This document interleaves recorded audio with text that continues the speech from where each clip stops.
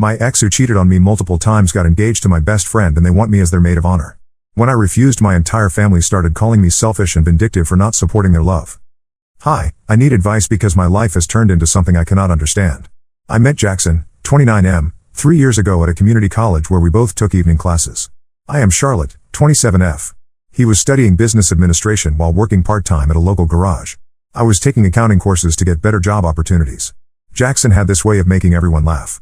He would crack jokes during breaks and always offered to help classmates with assignments. We started talking after he helped me understand some difficult concepts in our shared math class. Our first real conversation happened when we both stayed late in the library. Jackson told me about his plans to open his own auto repair shop someday.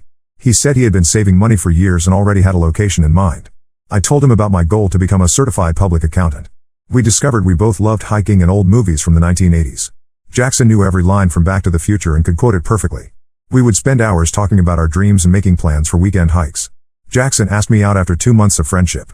Our first date was at a small Italian restaurant near campus. He wore a clean button-down shirt and had gotten a haircut specifically for the occasion. Jackson talked about his childhood and how his parents had divorced when he was 12. He said his mother worked 2 jobs to support him and his younger brother. His father had remarried and started a new family in another state. Jackson mentioned that he rarely spoke to his father anymore and that this had affected his ability to trust people completely. The first year of our relationship was exactly what I had hoped for. Jackson would pick me up from work every Friday and we would drive to different hiking trails around our state. He always packed sandwiches and brought his old thermos filled with coffee. Jackson had memorized all my favorite foods and would surprise me with homemade meals when I had particularly stressful weeks at work. He supported my decision to quit my job at a retail store and focus completely on finishing my accounting degree.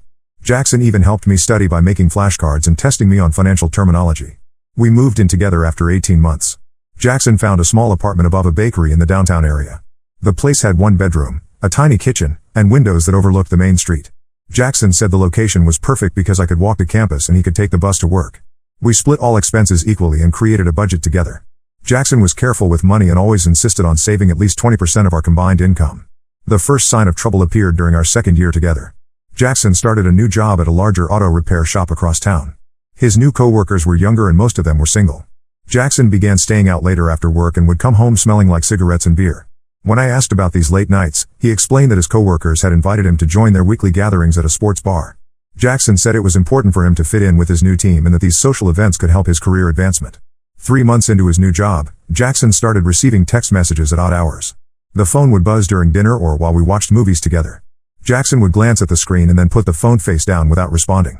When I asked who was texting him so frequently, he said it was probably work-related messages or updates from his family.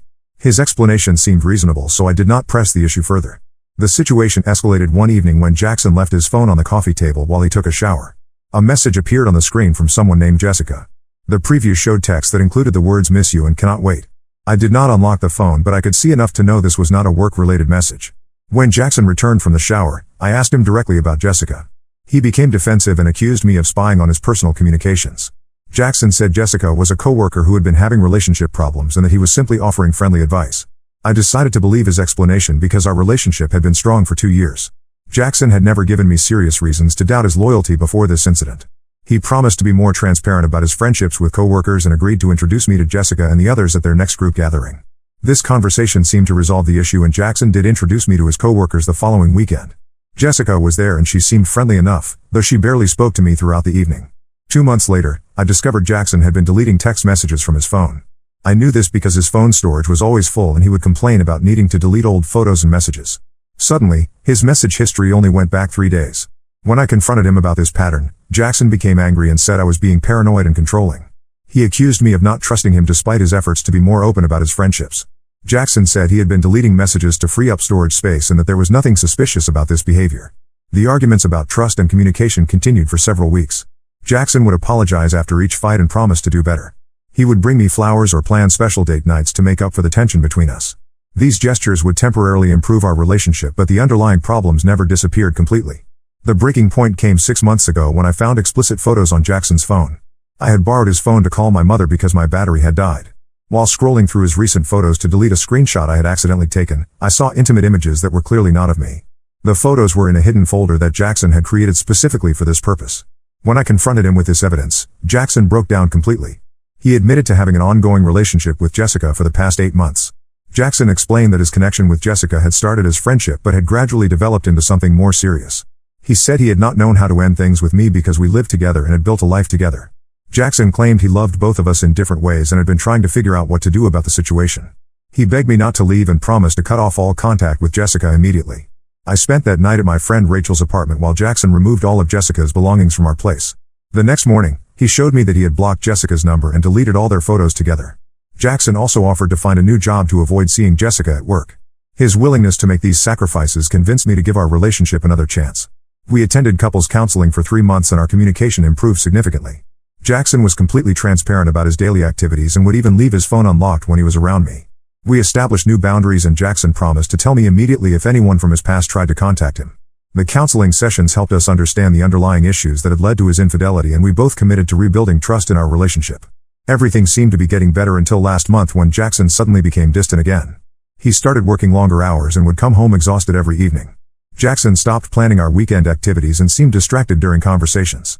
When I asked if something was bothering him, he blamed work stress and said his boss had been demanding overtime from all employees.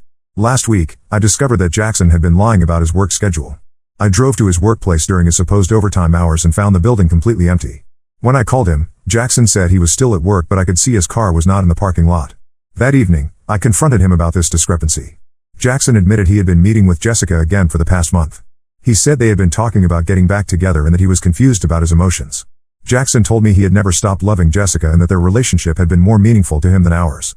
He said he had tried to make things work with me but realized he could not forget about Jessica. Jackson asked me to move out of our apartment because he wanted to give his relationship with Jessica a real chance without any complications. I moved back in with my parents 3 days ago and have been trying to process everything that has happened. Yesterday, my best friend Evelyn, 26F, called me with news that made this situation even more complicated. Evelyn and I have been friends since high school and she knows Jackson well because she spent a lot of time with us as a couple. Evelyn told me she has been talking to Jackson regularly since our breakup and that he has asked her to be his girlfriend. Evelyn explained that Jackson reached out to her 2 weeks ago asking for advice about our relationship problems. She said their conversations gradually became more personal and romantic. Evelyn claimed she had developed strong emotions for Jackson and believed they could have a meaningful relationship together. She asked for my blessing to pursue a romantic relationship with him. I told Evelyn that I was not comfortable with this arrangement and that I needed time to think about the situation.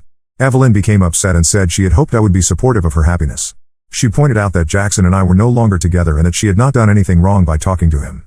Evelyn said she would pursue the relationship with Jackson regardless of my opinion, but that she hoped we could remain friends. This morning, Evelyn sent me a text message saying that Jackson had proposed to her and that they are planning to get married in 6 months. She said they want to have a small ceremony with close family and friends.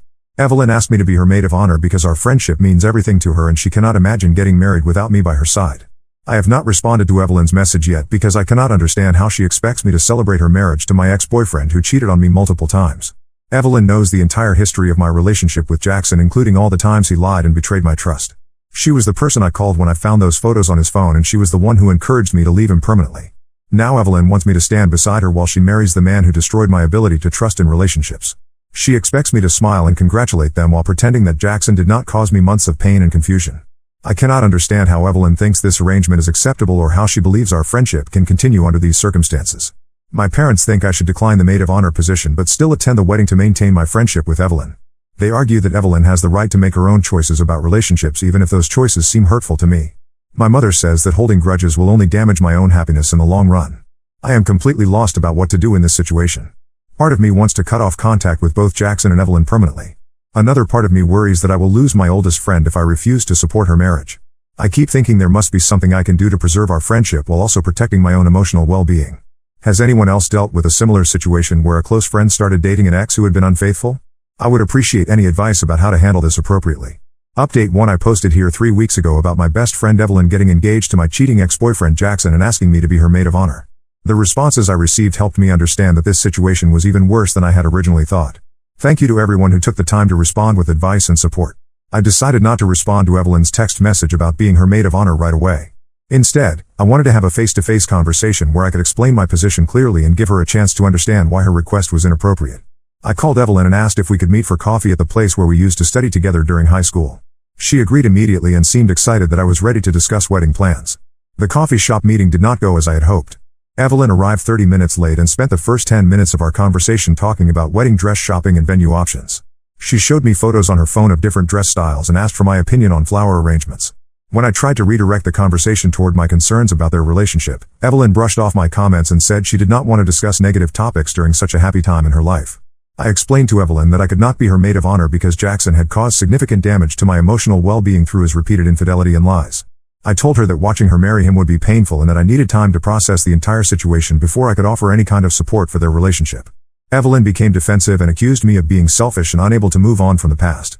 Evelyn said that Jackson had told her everything about our relationship and that she understood he had made mistakes with me. However, she believed that people could change and that Jackson deserved a second chance at happiness. Evelyn claimed that Jackson had been honest with her from the beginning about his past behavior and that their relationship was built on a foundation of complete trust and communication. She said Jackson had never lied to her or hidden anything from her during their courtship. When I pointed out that Jackson had been planning to get back together with Jessica while he was still living with me, Evelyn said that situation was completely different. She explained that Jackson had been confused and conflicted during that time because he had never properly processed the end of his relationship with me. Evelyn believed that Jackson's brief reunion with Jessica had actually helped him realize that he wanted something completely different in his next relationship. Evelyn then revealed information that Jackson had apparently shared with her about our relationship that I found deeply troubling. She said Jackson had told her that I was controlling and paranoid throughout our relationship and that my behavior had pushed him to seek comfort from other women. According to Evelyn, Jackson had never wanted to cheat on me but had felt trapped in a relationship where he could not be honest about his needs and emotions. I was shocked that Jackson had portrayed our relationship this way to Evelyn and that she had believed his version of events without question. Evelyn had witnessed many of the incidents I had described in my original post and had even encouraged me to leave Jackson after discovering his infidelity. Now she was defending his actions and suggesting that I had been partially responsible for his cheating behavior. The conversation became heated when Evelyn accused me of being jealous of her relationship with Jackson. She said I was unable to accept that Jackson could be happy with someone else and that I was trying to sabotage their engagement out of spite. Evelyn claimed that my refusal to support their marriage proved that I had never truly cared about her happiness or our friendship. I left the coffee shop without agreeing to participate in their wedding in any capacity. Evelyn followed me to the parking lot and continued arguing about my decision. She said that if I refused to be her maid of honor, she would have to choose someone else who actually cared about her well-being. Evelyn warned me that my absence from her wedding would permanently damage our friendship and that she would not be able to forgive me for abandoning her during such an important time in her life. 2 days after our coffee shop meeting, I received a phone call from my mother. She told me that Evelyn had contacted her to discuss my refusal to participate in the wedding. Evelyn had apparently painted a very different picture of our conversation and had convinced my mother that I was being unreasonable and vindictive.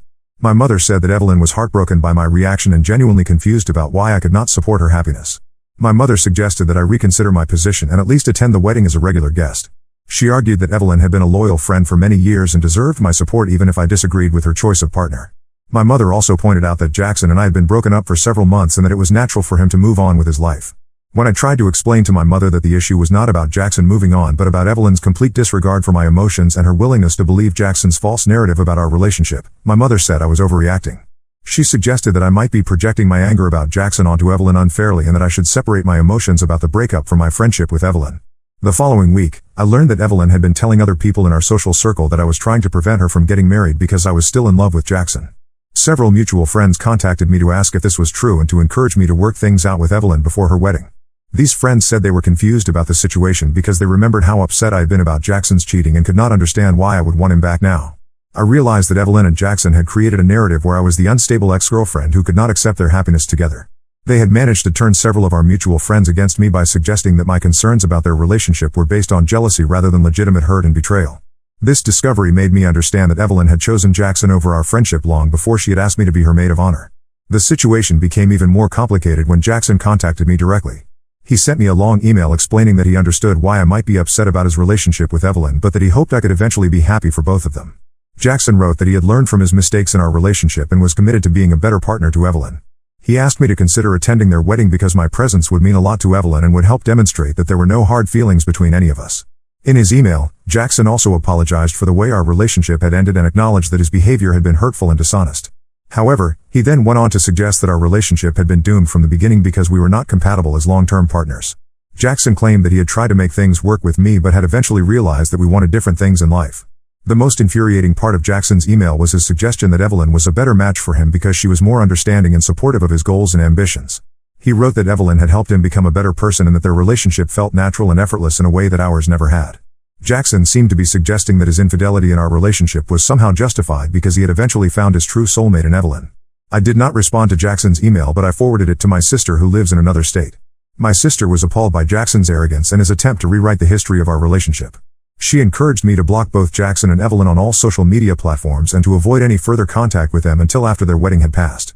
Following my sister's advice, I blocked Jackson and Evelyn on Facebook, Instagram, and Twitter. I also asked our mutual friends not to share information about the wedding planning process with me because I did not want to hear updates about their relationship. Most of these friends were understanding and respected my request, though a few continued to pressure me to reconcile with Evelyn. Last week, I received a wedding invitation in the mail addressed to me in A+1. The invitation was elegant and expensive looking with gold lettering and professional photography of Jackson and Evelyn together. Inside the invitation was a handwritten note from Evelyn asking me to reconsider my decision about attending their wedding. She wrote that she missed our friendship and hoped that we could find a way to move past this disagreement. The wedding invitation confirmed that the ceremony would take place in 2 months at a resort about 3 hours from where I live. The guest list appeared to include most of our mutual friends from high school and college as well as Jackson's co-workers and family members. Evelyn had planned a destination wedding that would require guests to book hotel rooms and take time off work to attend. I have not yet responded to the wedding invitation and I am still uncertain about what to do. Part of me wants to attend the wedding just to prove that I am not the jealous ex-girlfriend that Evelyn and Jackson have made me out to be. Another part of me believes that attending their wedding would be a betrayal of my own self-respect and emotional well-being. The whole situation has made me question whether Evelyn was ever truly my friend or if she had been waiting for an opportunity to pursue Jackson throughout our entire relationship. I keep thinking about all the times Evelyn had listened to me complain about Jackson's behavior and had offered comfort and advice. Now I wonder if she had been mentally taking notes about his preferences and personality traits so that she could use that information to her advantage later. Update 2. My previous update was 6 weeks ago when I was still debating whether to attend Evelyn and Jackson's wedding. I ultimately decided not to go and blocked both of them on social media. I thought this would be the end of the situation, but things have gotten much worse since then. The wedding took place 3 weeks ago at the resort Evelyn had chosen. I spent that weekend camping with my sister at a state park about 4 hours away from the wedding venue. We hiked, played card games, and watched old movies on her laptop. My sister made sure I stayed completely offline during the entire weekend so I would not be tempted to look at social media posts from the wedding. When I returned home on Sunday evening, I had 17 missed calls and dozens of text messages from various friends and family members. The messages ranged from concerned to angry and I could not understand what had happened until I started reading them carefully. Apparently, the wedding had been a disaster and multiple people were blaming me for the problems that had occurred. According to the messages I received, Evelyn had suffered what people were calling a nervous breakdown during the wedding ceremony. She had started crying uncontrollably while saying her vows and had to be helped to a private room by her mother and bridesmaids. The ceremony was delayed for over an hour while Evelyn composed herself enough to continue with the proceedings. Several guests told me that Evelyn had been asking about my absence throughout the entire wedding day. She had apparently expected me to change my mind at the last minute and attend the ceremony despite our disagreement. When Evelyn realized I was not coming, she became increasingly agitated and kept asking other guests if they had heard from me or knew where I was. During the reception, Evelyn had apparently made a speech where she talked about our friendship and how much she missed having me there to celebrate with her. According to witnesses, Evelyn became emotional during this speech and said that the wedding did not feel complete without her best friend present. She then asked the other guests to join her in calling me so that I could at least participate in the celebration remotely. When none of the guests could reach me because I had turned off my phone, Evelyn became more upset and started blaming Jackson for the problems in our friendship. She accused him of not trying hard enough to make peace with me and said that he should have done more to ensure my attendance at their wedding. This argument between Evelyn and Jackson apparently continued throughout the reception and made many guests uncomfortable. The situation escalated when Evelyn demanded that Jackson call me personally and apologize for everything that had happened between us. When Jackson refused to make this call during their wedding reception, Evelyn threatened to leave the party and return to their hotel room. Jackson eventually agreed to try calling me but obviously could not reach me because my phone was turned off and I was in a location with poor cell service anyway. By the end of the evening, Evelyn was so distraught about my absence that she had to be sedated by a family friend who was a nurse. The reception ended early and many guests left feeling confused and uncomfortable about what they had witnessed. Several people told me that they had never seen a bride become so fixated on one missing guest that it overshadowed her entire wedding day. The day after the wedding, I started receiving angry messages from Evelyn's family members and some of our mutual friends. They accused me of deliberately sabotaging Evelyn's wedding by staying away and causing her to have an emotional breakdown. These people claimed that I had been selfish and vindictive by refusing to attend such an important event in Evelyn's life. Evelyn's mother called me directly and screamed at me over the phone for several minutes. She said that I had ruined her daughter's wedding day and that my behavior was unforgivable. According to Evelyn's mother, I had always been jealous of Evelyn and had been looking for an excuse to hurt her. She accused me of being a terrible friend who had abandoned Evelyn when she needed support the most. When I tried to explain to Evelyn's mother that I had made my position clear months in advance and that Evelyn had chosen to proceed with the wedding despite knowing I would not attend, she hung up on me. Several other family members sent me similar messages blaming me for Evelyn's emotional state and demanding that I apologize for my absence. The most shocking message came from my own mother who had apparently spoken with Evelyn's mother about the wedding disaster. My mother called me and said that she was embarrassed by my behavior and disappointed that I had allowed my personal feelings to interfere with Evelyn's special day. She said that regardless of my issues with Jackson, I should have been there to support Evelyn as her oldest friend. When I reminded my mother that Evelyn had chosen to marry a man who had cheated on me multiple times and then had expected me to celebrate their union, my mother said that I was holding grudges and being immature. She argued that Jackson's past behavior was between him and me and that it should not have affected my friendship with Evelyn. My mother then revealed that she had promised Evelyn's mother that she would convince me to reach out to Evelyn and apologize for missing the wedding. She said that both families were hoping we could resolve this conflict and restore our friendship before it was damaged permanently. My mother warned me that if I continued to be stubborn about this situation, I would end up isolated and alone. 2 weeks after the wedding, Jackson sent me another email.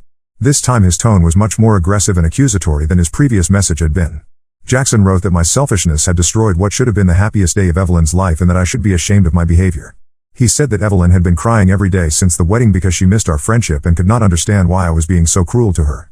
In his email, Jackson also revealed that Evelyn had been having second thoughts about their marriage because of my absence from the wedding. He said that Evelyn felt like something was fundamentally wrong with their relationship if her best friend could not support it. Jackson blamed me for planting seeds of doubt in Evelyn's mind and accused me of deliberately trying to sabotage their marriage even after the ceremony had already taken place. Jackson demanded that I contact Evelyn immediately and reassure her that my absence from the wedding was not a reflection of my opinion about their relationship. He said that Evelyn needed to hear from me that I supported her marriage and wished them both happiness together. Jackson warned me that if Evelyn continued to be upset about our friendship, their marriage might not survive its first year. The most disturbing part of Jackson's email was his threat to tell everyone in our social circle that I was unstable and dangerous if I did not comply with his demands. He said that he had been trying to protect my reputation by not sharing details about my behavior during our relationship, but that he would be forced to reveal everything if I continued to hurt Evelyn. I forwarded Jackson's threatening email to my sister, who encouraged me to save copies of all communications I had received from him, Evelyn, and their families. My sister said that Jackson's threats constituted harassment and that I should consider contacting law enforcement if his behavior escalated further. She also suggested that I document the timeline of events in case I needed to prove that I had not done anything wrong. Last week, I learned that Evelyn and Jackson's marriage was indeed having serious problems. A mutual friend told me that Evelyn had been questioning whether she had made the right decision in marrying Jackson and that she had been asking people if they thought I might eventually forgive her. According to this friend, Evelyn had been comparing her relationship with Jackson to the friendship she had lost with me and wondering if the trade-off had been worth it.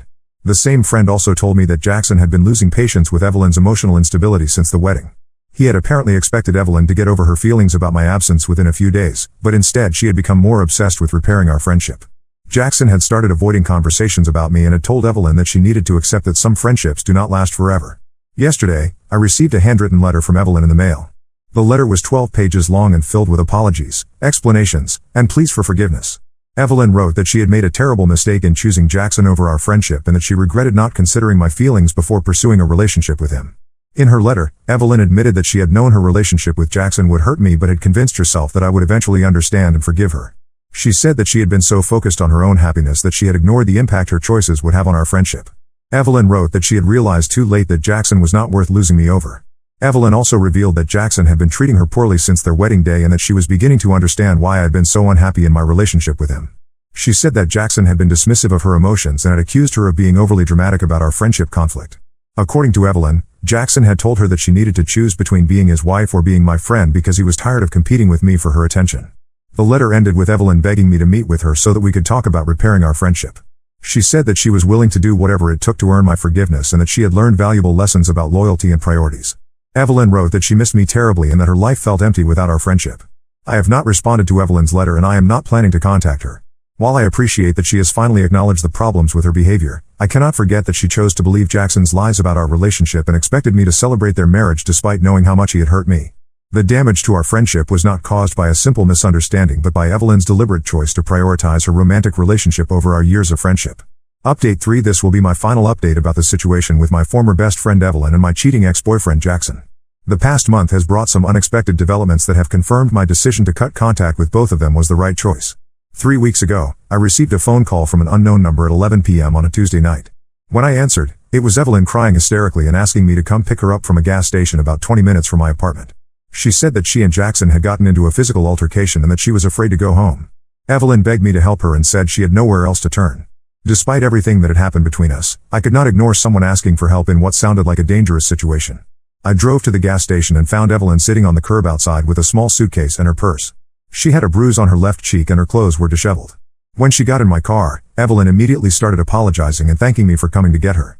During the drive back to my apartment, Evelyn explained what had happened that evening. She said that she and Jackson had been arguing about money because their wedding expenses had been much higher than anticipated and they were struggling to pay their bills. The argument had escalated when Evelyn mentioned that some of their financial problems might have been avoided if they had planned a smaller ceremony instead of the expensive destination wedding she had insisted on. According to Evelyn, Jackson had become enraged when she criticized their wedding plans and had accused her of regretting their marriage.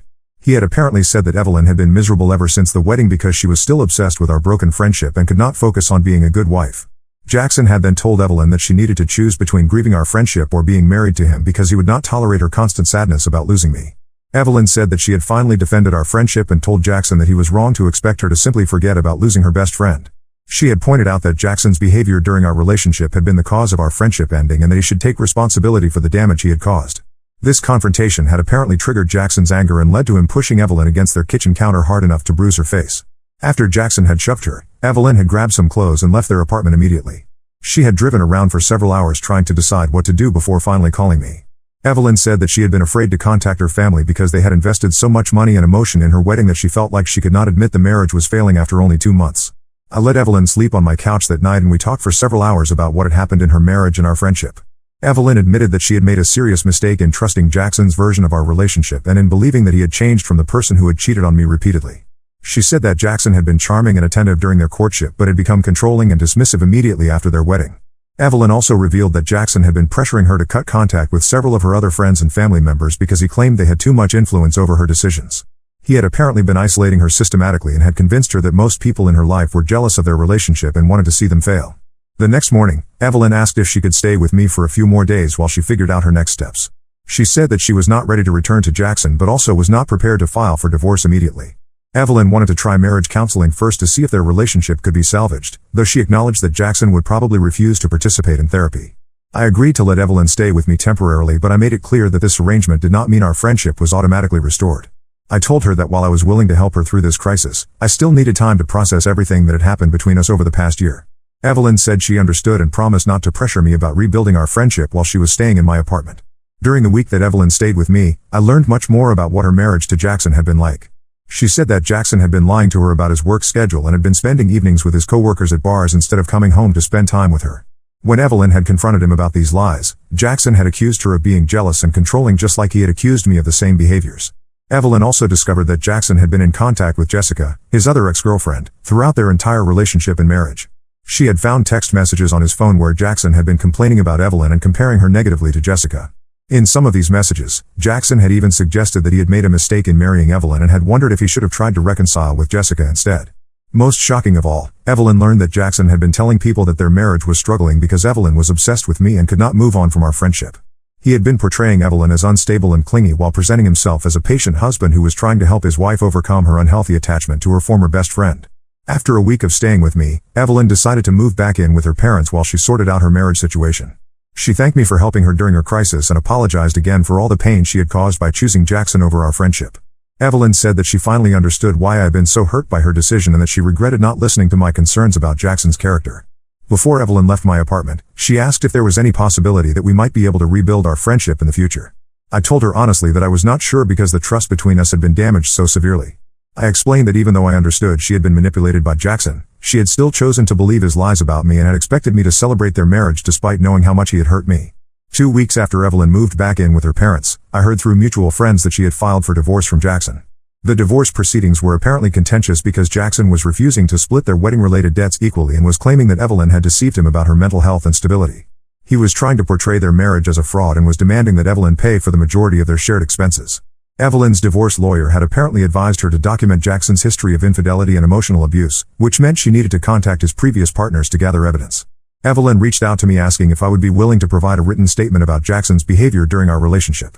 I agreed to write the statement because I believed it was important for Evelyn to have documentation of Jackson's pattern of dishonesty and manipulation. The statement I provided detailed the multiple incidents of cheating, the lies about his whereabouts, and the way Jackson had blamed me for his own behavior. I also included information about how Jackson had tried to rewrite the history of our relationship when he started dating Evelyn. The legal process took several months, but Evelyn was eventually granted the divorce on grounds of emotional cruelty and adultery. Jackson was required to pay for half of their wedding-related debts and was ordered to stay away from Evelyn's workplace and family home. The judge had apparently been unimpressed with Jackson's attempts to portray Evelyn as mentally unstable and had found his testimony to be inconsistent and unreliable. During the divorce proceedings, I learned that Jackson had been in contact with at least 3 other women during his marriage to Evelyn. He had apparently been using dating apps and had been meeting women for coffee dates and dinners while telling Evelyn he was working late or spending time with male friends. One of these women had even contacted Evelyn directly to warn her about Jackson's behavior after she discovered he was married. Last month, Evelyn sent me a text message letting me know that her divorce had been finalized and thanking me again for helping her during the worst period of her life. She said that she had learned valuable lessons about trusting people and recognizing red flags in relationships. Evelyn also mentioned that she was attending individual counseling to work through the trauma of her marriage and to understand how she had allowed herself to be manipulated so easily. In her message, Evelyn asked if I might be open to having coffee together sometime in the future when I felt ready. She said that she understood if I never wanted to see her again, but that she hoped we might eventually be able to have some kind of relationship, even if it could never be the same as our previous friendship. Evelyn promised that she would respect whatever boundaries I set and would not pressure me to forgive her. I have not responded to Evelyn's message yet because I am still processing my own emotions about everything that has happened. While I am glad that Evelyn escaped from her abusive marriage and that she has recognized the mistakes she made, I am not sure that I can ever fully trust her again. The fact that she chose to believe Jackson's lies about me and expected me to celebrate their marriage shows a fundamental lack of loyalty and judgment that goes beyond just being manipulated. Part of me feels sorry for Evelyn because she clearly suffered during her marriage to Jackson and learned some painful lessons about his true character. However, another part of me remembers how she dismissed my concerns about Jackson, how she believed his false narrative about our relationship, and how she expected me to be her maid of honor despite knowing how much he had hurt me. I have also realized that Evelyn's obsession with our friendship during her wedding and throughout her marriage was not necessarily about missing me as a person but about missing the validation and support I had provided her throughout our relationship. Evelyn had always been someone who needed constant reassurance and approval from others, and losing me had left a gap in her emotional support system that Jackson was unable or unwilling to fill. The entire situation has taught me important lessons about setting boundaries and recognizing when people are not respecting my emotional well-being. I learned that sometimes the most caring thing you can do for yourself is to walk away from relationships that cause you pain, even when other people pressure you to forgive and forget. I have decided not to respond to Evelyn's message asking to meet for coffee. While I do not wish her any harm and I am glad she is safe from Jackson, I do not believe that rebuilding our friendship would be healthy for either of us. Too much damage has been done and too many boundaries have been crossed for us to return to the trust and closeness we once shared. Instead, I am focusing on the relationships in my life that bring me joy and support. My sister has been incredibly helpful throughout this entire ordeal and has never once suggested that I should compromise my boundaries to make other people comfortable. The friends who truly know me have understood why I could not attend Evelyn's wedding and have supported my decision to prioritize my own emotional health. I have also started dating again and have met someone who treats me with the respect and honesty that I deserve. This new relationship has helped me understand what healthy communication and trust actually look like, which makes Jackson's behavior seem even more obviously unacceptable in retrospect. Sometimes I wonder what would have happened if I had attended Evelyn's wedding or if I had tried harder to maintain our friendship despite my discomfort with her marriage. However, I believe that standing up for myself and refusing to participate in a situation that felt wrong was the right decision, even though it was difficult and lonely at times. The experience has also shown me that people's true character often becomes apparent during times of conflict and crisis. Evelyn's willingness to believe Jackson's lies about me and to prioritize her romantic relationship over our long friendship revealed aspects of her personality that I had not recognized before. Similarly, Jackson's attempts to manipulate both Evelyn and me showed that his behavior during our relationship was not an aberration but a consistent pattern. I am now in a much better place emotionally and have learned to trust my instincts when people's behavior feels wrong or hurtful. The pain of losing a long-time friendship was significant, but the peace that comes from removing toxic people from my life has been worth the temporary discomfort.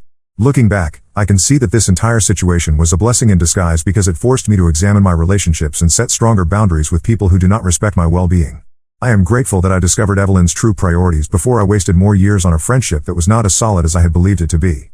For anyone dealing with similar situations, I would encourage you to trust your instincts and prioritize your own emotional health over maintaining relationships that cause you pain. Now let's move to the next story. Story 2. I thought my wife was cheating with her brother. The truth was more complicated than I ever imagined. Her mom revealed a secret that turned everything upside down. Hi everyone. I'm Ryan, 30M, and I need to share my story. 5 years ago, my life changed completely. I had just moved to a new city for a job opportunity at a tech startup. I was excited about the new chapter in my life, but also nervous about starting over in a place where I didn't know anyone. My first few weeks in the city were lonely. I spent most of my time at work or in my small apartment, trying to adjust to my new surroundings. Then, one Saturday morning, I decided to check out a local farmer's market. That's where I met Taylor, 28F. I was browsing a stall selling homemade jams when I accidentally knocked over a jar. As I scrambled to catch it, another hand reached out at the same time. Our hands touched, and I looked up to see Taylor smiling at me. We struck up a conversation, and I found myself immediately drawn to her warmth and easy laughter. We exchanged numbers and started dating soon after. Taylor was a kindergarten teacher, and her love for her job was infectious. She would tell me stories about her students, and I loved seeing how passionate she was about educating young minds. Our relationship progressed quickly. We had so much in common. We both loved hiking, trying new restaurants, and spending quiet evenings at home with a good book. After 6 months of dating, we moved in together. It felt right, like we were meant to be together. 2 years after we met, I proposed. I took Taylor back to the farmer's market where we first met and got down on one knee right in front of the jam stall. She said yes, and we were both overjoyed.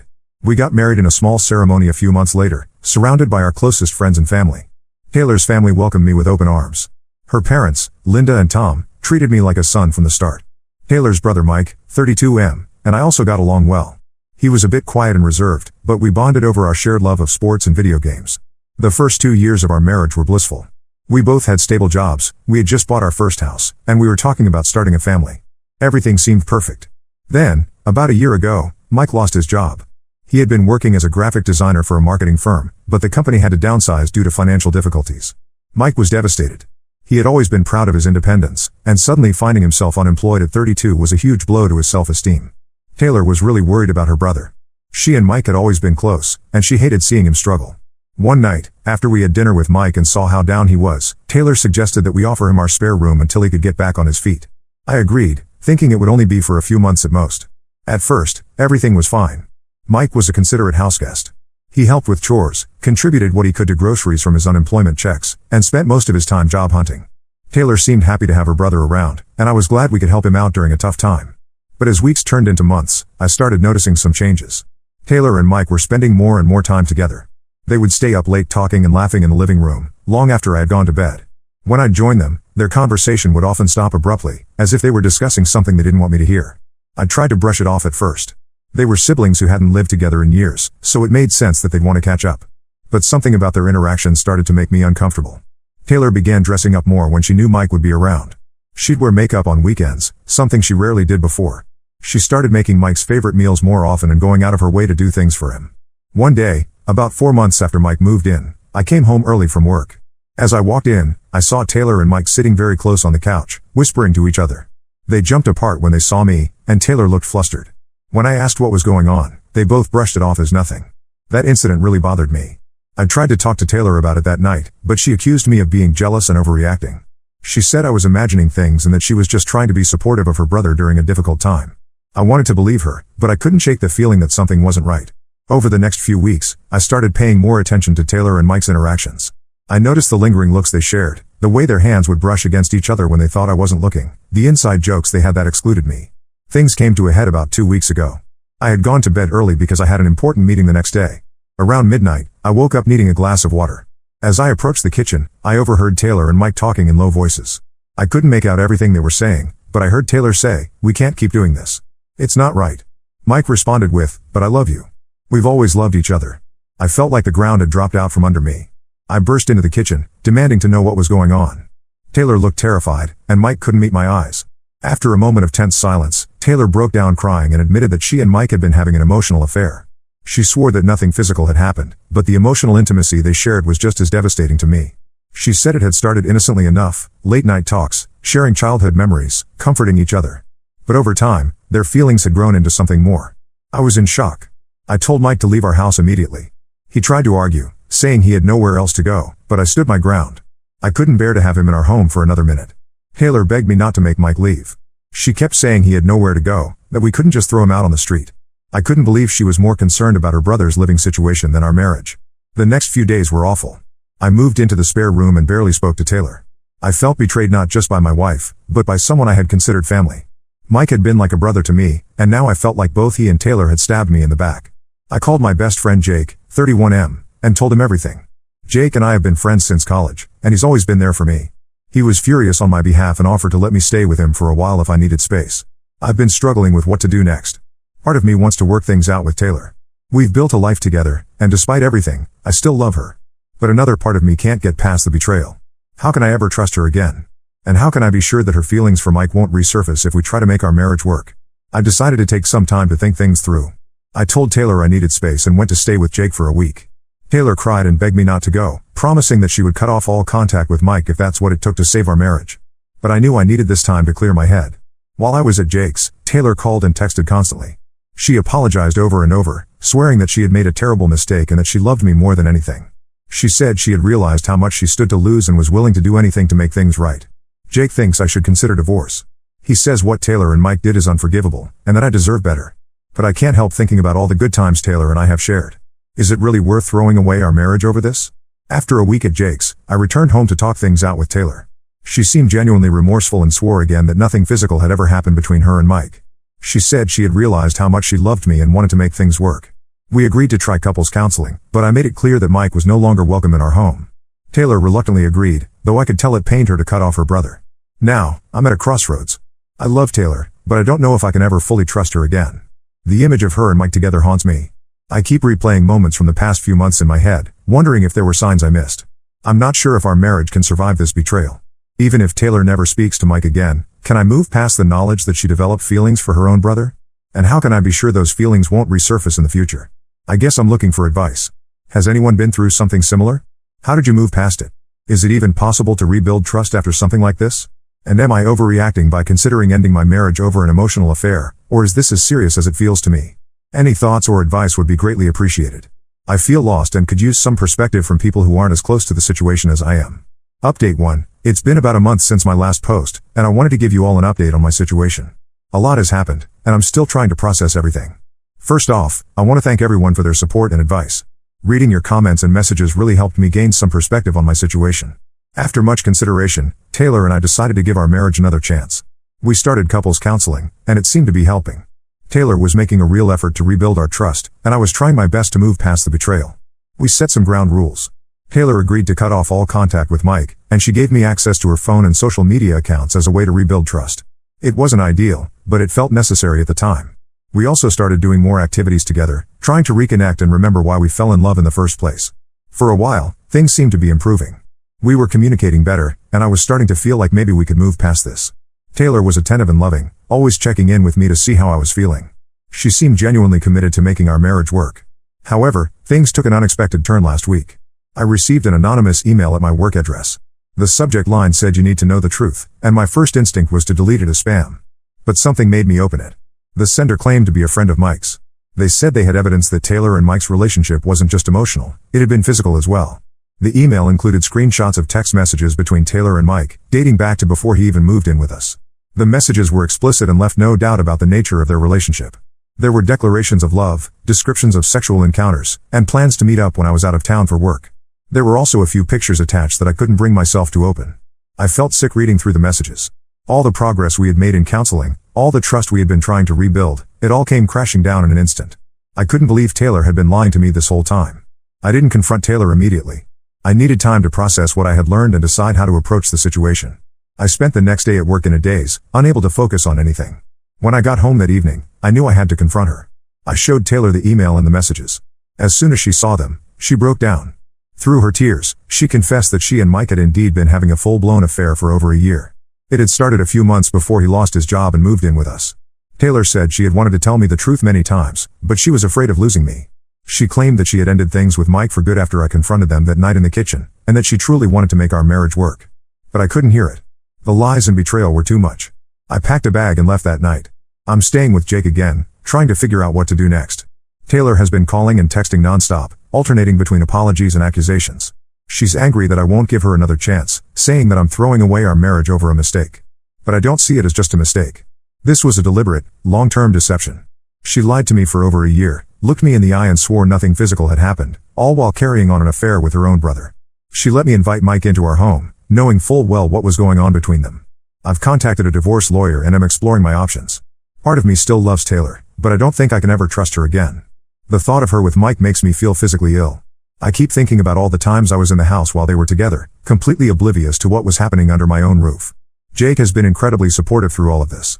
He's letting me crash at his place indefinitely and has been a great friend. He even offered to confront Mike, but I told him it wasn't worth it. I don't want anything to do with either of them anymore. I'm still in shock, to be honest. I keep replaying moments from the past year in my head, wondering how I could have been so blind. Were there signs I missed? Should I have known something was going on?